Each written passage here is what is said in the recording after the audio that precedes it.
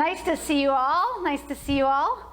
I recognize some faces. I've been here, I believe this is my third time speaking here, but the previous two times were very, very, very long ago when Reverend Sally Robbins was the senior minister here. And so I'm glad to be back. Thank you. So the title of my talk today is The Power of Purpose. The Power of Purpose. How many of you are absolutely certain that you're living your life's purpose right now? Great. How many of you define that based upon a profession or your activities in the world? Okay. How many of you wake up every morning in absolute joy, bliss, peace, harmony, freedom, abundance, and order, beauty, and all of the qualities of God? Okay, so those folks who raise their hands are the ones who are living their life's purpose.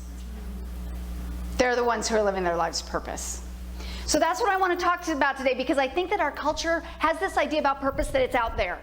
That I come to this earth and I do something down here, I bang around in the world of form, and I live in this body and I do something and I accomplish something, and when I die they have this great epitaph on my tombstone that says, you know, she wrote this many books, or she, you know, touched this many people, or she built these many businesses or whatever, and that was my purpose. But I'm here to tell you that what every spiritual teacher, from the Tibetan Book of the Dead to Christianity, they all say that when you get to the other side, guess what? There's no like thing, oh, well, you sacrificed all this in order to do those things down there. Good, good, good, check, check, go on through. Your reward is now and how you feel doing those things. That's heaven on earth. So heaven on earth is when you live in your purpose.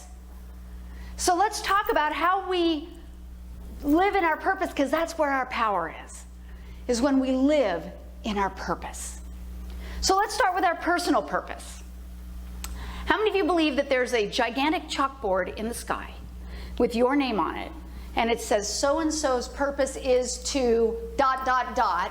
and your life's journey is to seek out all your entire life to figure out what the ... is? Have you all been acting like that? Don't be shy. I'm up here. I'm not doing this because I haven't been through it. Doesn't exist. Doesn't exist. We are here to do what we love. We have a passion for things, and that's our purpose. I'm here to tell you, this is going to blow your minds. Everyone in this room has the exact same purpose. Every single one of you has the exact same purpose: to express and experience joy. That's it. We all have the same purpose: to express and experience joy. Now, I express and experience joy differently than Rebecca expresses and experiences joy, different than Phil expresses and experiences joy, and that's where the individualism comes in.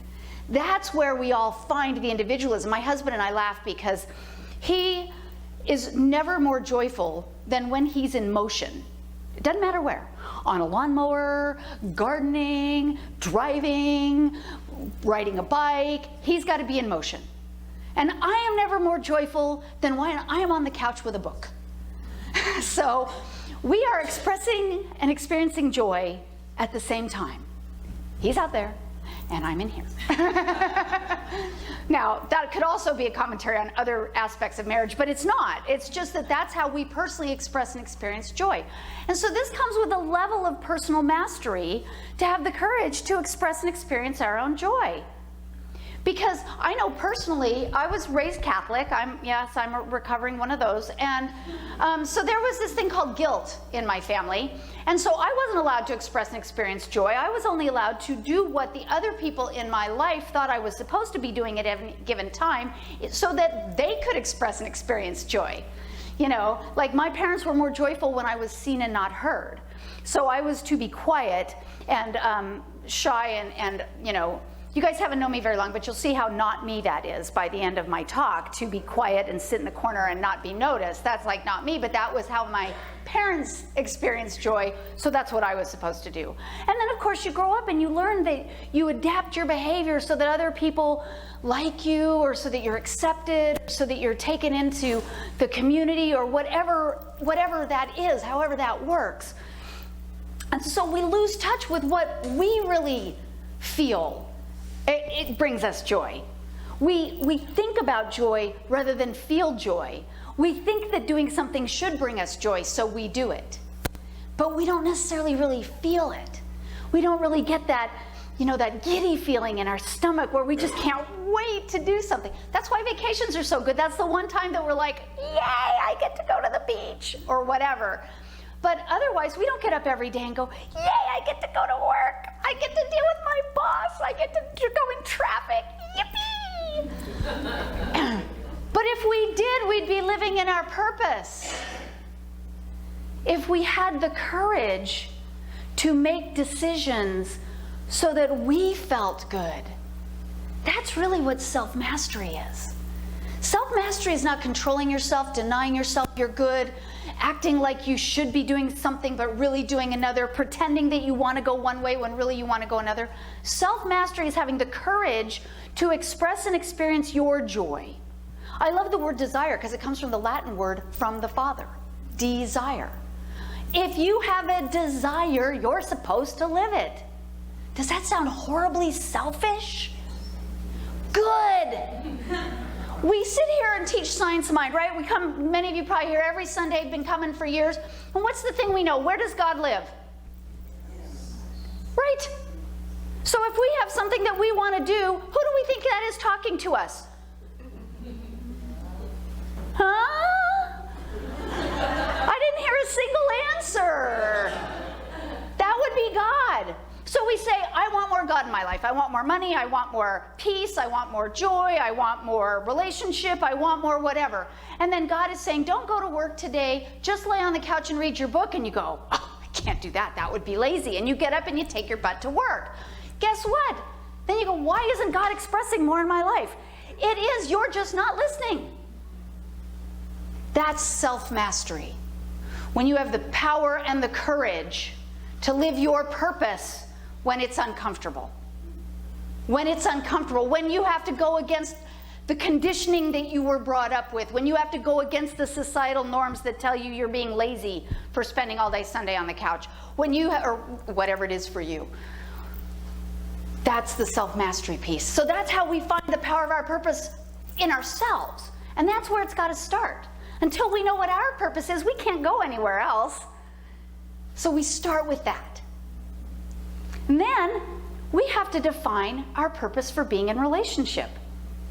So how many of you have relationships where they are less than joyful? Anybody? Hopefully that's not your marriage, but or your significant love relationship. But we are supposed to feel joy in relationship. And guess what? Who brings us the joy? Trick question. Who brings us the joy? We do, right? Not them. Not them. So we have to be so open to that other person, so excited about being with that other person, so forgiving of that other person, so unconditional with the other person, that we have joy when we are with them, even when they're not lovable. Even when they're not lovable. There's a body of work called the co-creation process. I don't know if you guys do it here at this center, but I've done quite a bit of it. And they talk about our neighbors. And that phrase is defined as, they're the people who tempt us not to love them. And so we all have our neighbors who tempt us not to love them. But when we find the true power of our purpose, we are in service to other people and love them even when they're not lovable. Again, this is advanced spirituality, people, because we have got to then get out of the ego need to be right, the ego need to justify ourselves. We have got to love unconditionally. That means regardless of condition. That means no matter what. So we've got to be unconditional in our relationships. And that's where we find the purpose in it. Usually that shows up as service. When we can serve people that we don't really like, I'm not talking about moving in with them, but when you can be charitable and of service to people who may be difficult, that's when you are really in that purpose, when you can find joy in it, when you can feel in the flow and know that you are doing something for someone else. Because when you think about it, we can't do something for someone else when we're empty. We have to be so full that that love and that purpose is flowing out of us. I think many times the place where we stumble in charitable or altruistic activism or things like that is we come at it from the sense that there's something wrong here. We come at it from a sense that God's not operating in the world, that somehow God is absent in this person, or God is absent in this situation, or God is absent. But that, all we do then is we bring more of that absence of God to the situation, because we're thinking that we have the all-powerful knowledge to correct the situation that God has somehow screwed up here. But when we look and say, no, God is in all of these situations, and I'm going to accept what is and come as in my own purpose, in my own definition of God, in my own love, and knowing I have all I need. God's already full in me. Now I'm going to go spill some of that love all over y'all. That's when we are living our purpose in relationships. There's a great story by a man named Richard Paul Evans. He writes romance novels. So yeah, don't judge. I love his books. They're what I'm reading on the couch on Sundays when I'm living my life purpose. But he tells a story, and you might have seen it. It's been on Facebook. It's been in the news. It's been around. But he tells a story about he and his wife. They were having marital problems. They'd been married about 10 years. They had little kids. And you know, when you're at that stage of a relationship and you've got other stressors, whether it's kids or money or house or career or whatever, sometimes the relationship feels the strain. And it doesn't feel the strain because the other person isn't fully present. It feels the strain because we aren't, usually. But they were having these problems, and he was full-blown in the it's her fault mode. You know, if only she would be this, if only she would be more understanding, if only she would be more loving, if only she would be something, then he could be a better husband, a better father, a better whatever.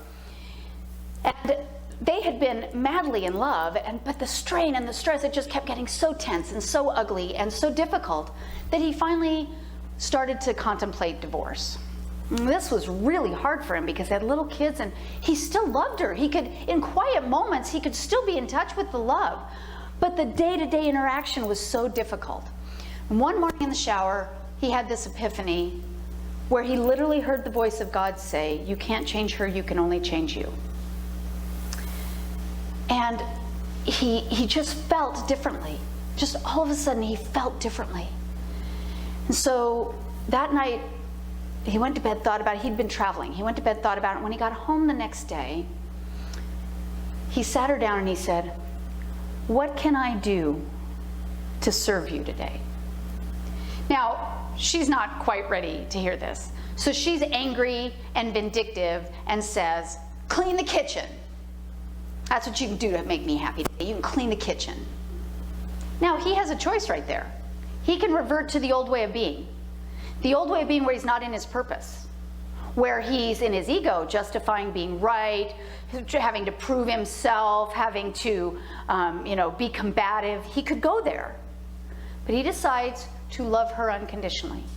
And he says, "Okay," and he cleans the kitchen. Nothing much changes. Wake up the next morning, and he says, "What can I do for you today?" She's kind of like, "I don't really like this new person, but okay, fine, clean out the garage." Well, he had a really busy day, and this was going to be hours and hours and hours of work to clean out the garage. And he was starting to feel a little angry. But is anger a quality of God? So he realized he wasn't in his purpose. He realized he wasn't there, so he said, "Okay, I'll clean out the garage." He went, he practiced his own self-mastery. He meditated, he got quiet, he remembered how much he loved her, and he made time in his day to clean the garage. The next day, wake up, "What can I do for you today?" And she says, "Why are you asking me this?" And he says, "Because I love you and something needed to change, and so I'm willing to change me for us to be together." And she burst into tears and said, "I'm the one who should be asking you what I should do for you. I've been terrible, I've been stubborn, I've been all these things." And that's now how they start their morning every day. What can I do to serve you? This is when you're in your purpose in your relationship, when you can be that unconditional. You may not always be right. Guess what? You're not anyway. You're not always right anyway. Don't tell my husband I said that, though, because he thinks I'm always right, and I want to, no, I'm kidding. You may not always be right, but you can always love. And that's how you find your purpose in relationship. So you start with self-mastery. You figure out your own purpose and what you do to express and experience joy. And then you go to the relationship. How do you spread that joy and love to the people around you? How do you spill it all over them? And then you can go to a more global stage. Then you can look at how do we bring this consciousness to the world. We can't look out at a world, as I already said, we can't look out at a world where all we see is something wrong and fix it. Einstein said you can't solve a problem from the same consciousness that created it. So if I'm looking out going, oh my God, politics is a mess, things are going to hell in a handbasket, the Democrats are this, the Republicans are that, the blah, blah, blah, blah, blah. I'm part of the problem. I'm part of the problem. I may not be out there marching in the street, I may not carry a weapon, I may not do anything, but I'm still part of the problem. We have to be so assured that this purpose is going on a global level that we share it with everyone else. There's a book called Power versus Force, David Hawkins. Has anyone here read that book? It's a fabulous book. What he shows is that one person who is connected to these higher vibration emotions is more powerful than thousands who are not. One person. He quantifies, and I don't remember the numbers off the top of my head, but he quantifies every emotion based on a bio response, a vibrational frequency response. And one person vibrating at joy is more powerful than thousands vibrating in anger. That's why Jesus could heal. That's why the Buddha was enlightened. They vibrated at that level, and people just needed to be in their presence in order to have their own vibration brought up and be healed. Are you going to be one of those people? Can you be one of those people that just walks into a room and raises the vibration? You don't have to wait for what's going on in the room. You don't have to give an excuse and say, well, I would be one of those people if she were, because then you kind of miss the point. But if you can be so rooted in your own purpose of joy that you bring it with you everywhere you go, all of the disharmony you see dissolves away in front of you. One of my personal heroes is someone who did this, who could do it and did it, and that's Abraham Lincoln. You know, most people don't think of Abraham Lincoln as a spiritual teacher. They think of him as, you know, the 16th president of the United States, the great emancipator. He's got a lot of titles, but he really saw a clearer vision and brought it with him, I currently live in Gettysburg, Pennsylvania. So, you know, I got a lot of Lincoln around me all the time. It's kind of all Lincoln all the time up there, you know. How many of you have heard of something called the Gettysburg Address? Anybody? Yeah. Did anybody have to memorize it in like 4th grade or whatever, you know? Yeah. So here's why. Here's why you're still memorizing the Gettysburg Address, because that was Lincoln's statement of global purpose. When the Civil War started, the argument was about states' rights. Of course, I always argue states' rights to do what? Own slaves.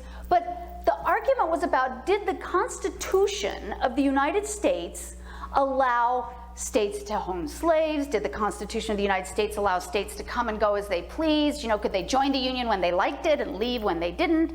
And the argument between the North and the South was over what the Constitution said. So they spent the first 2 years of the war with the South sure that they were right, that they could go whenever they wanted, and the North trying to keep the Union together. But that wasn't really a very compelling reason, because they had different cultures, different histories, different economic systems.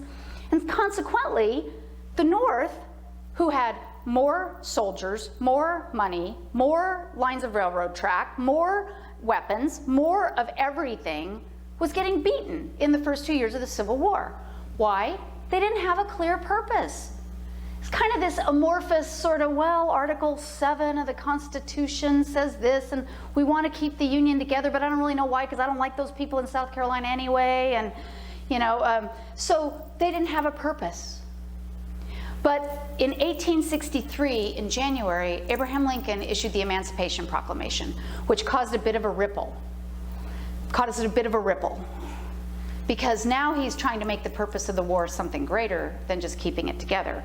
But he uses the dedication of the cemetery at Gettysburg to really enunciate this and to redefine the purpose, not only of the war, but of America.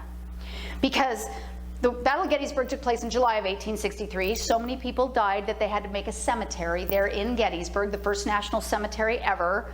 Lincoln comes for the dedication in November, and he gets up, and in 272 words, he begins with what? Fourscore. Thank you. Just testing your history knowledge. I have a PhD in history, had to test you guys a little bit.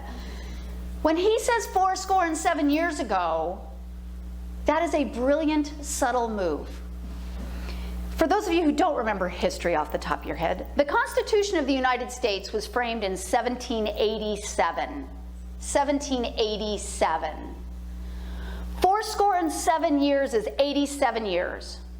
And Lincoln is speaking in 1863. So I'll do the math for you. 1863 minus 87 is 1776. On that date, our fathers brought forth on this continent a new nation, conceived in liberty and dedicated to the proposition that all men are created equal. So in that opening phrase, he gives a purpose. He says, who cares what the Constitution says? The purpose of the founding of the United States was that all men are created equal, that we are free to the pursuit of life, liberty, and happiness. And so he takes all of the arguments at the beginning of the Civil War and he turns them on their head. He says, no, that's not what this is about. This isn't about Article 7, Section 8 of the Constitution. This is about our vision statement, our governing document. This is about the purpose for which we were founded. And he reminds the entire nation of it. And in that moment, the tide of the Civil War turns, and 20 months later it ends. 4 million slaves are freed, the Union is held together, and he absolutely changes the vision of the United States. 3 amendments are added to the Constitution, the entire South is restructured. Everything changes because in 272 words, he articulated a grand purpose. That's the power of purpose. So I invite you guys, get so clear on your own purpose. Get so clear that nothing can shake you off of it. You know, your mother's voice in the back of your head can't shake you off your purpose. The outside world that is giving you messages that you shouldn't do the thing your heart desires can't shake you off of your purpose. And then go into relationships being so grounded in your own purpose that you don't have to get mad at all of those people out there who seem to be threatening your purpose. Nobody can take your purpose from you. You live in the oneness that is God, that lives in you every moment of every day, no matter what. And it doesn't matter what political system we have. It doesn't matter who cuts you off in traffic. It doesn't matter what your boss did. No one can shake you from your purpose except you. So go out and act with other people as if you know that. Go out and love them anyway, because nothing is their fault. Nothing is their fault. And then, once you do that, be so rooted in that that you can show up in the room and bring the purpose with you. Because you guys are all emissaries of the divine. You're emanations and emissaries of the divine. And so walk out into the world and act like it. My minister from Colorado, Dr. Fred Vogt, he used to say, if you were accused of practicing science of mind and brought up on trial, would there be enough evidence to convict you? I invite you to live every day as if someone's watching you. Would they be able to tell what you believe by the way you show up in the world? Because if the answer is no, go back to the self-mastery part. And remember, we're here to have fun. Life is meant to be joyful. It's the #1 quality of God. Let's pray.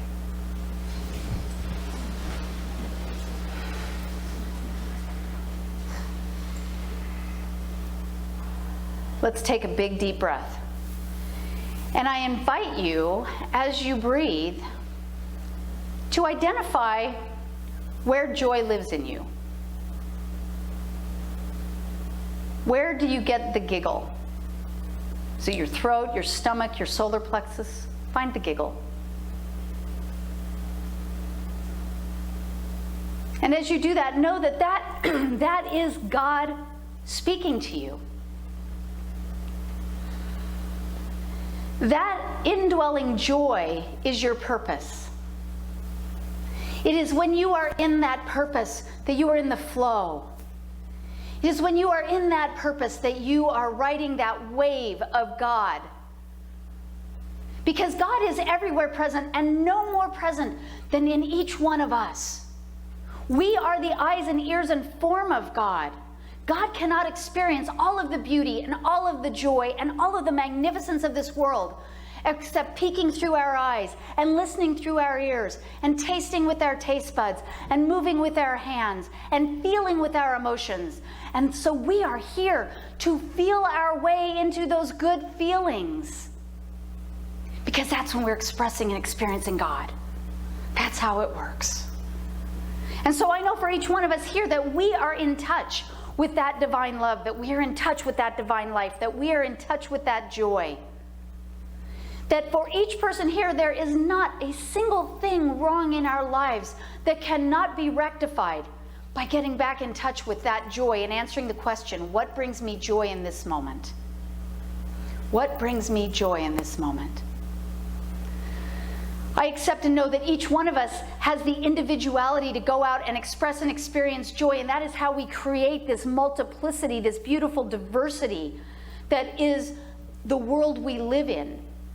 Because as each one of us pursues our individual joy, we are automatically impacting the people around us and therefore raising the vibration of the planet with a powerful purpose of knowing the qualities of God: freedom, oneness, unity, love, harmony, abundance. When we know that and see that in every situation, when we practice seeing it in every situation, when we control our minds well enough to look at the good, to find where the qualities of God live, we are living on purpose.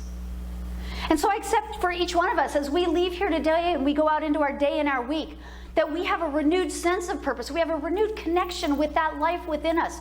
We absolutely walk out into our world as if we really believe that we are God incarnate. We practice every interaction as if we believe that the people we deal with are also God incarnate.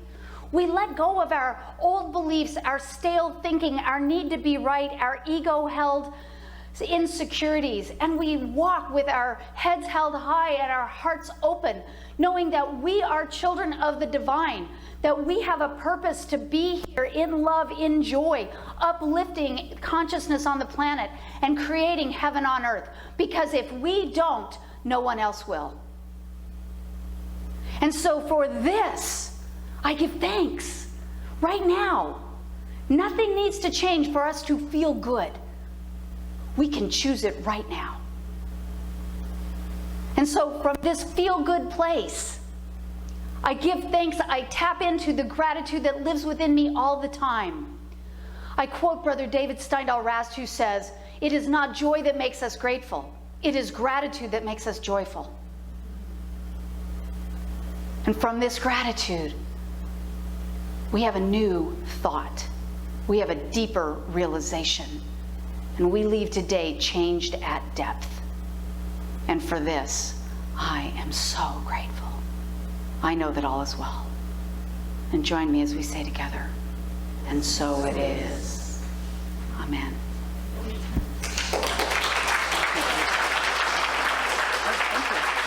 Thank you.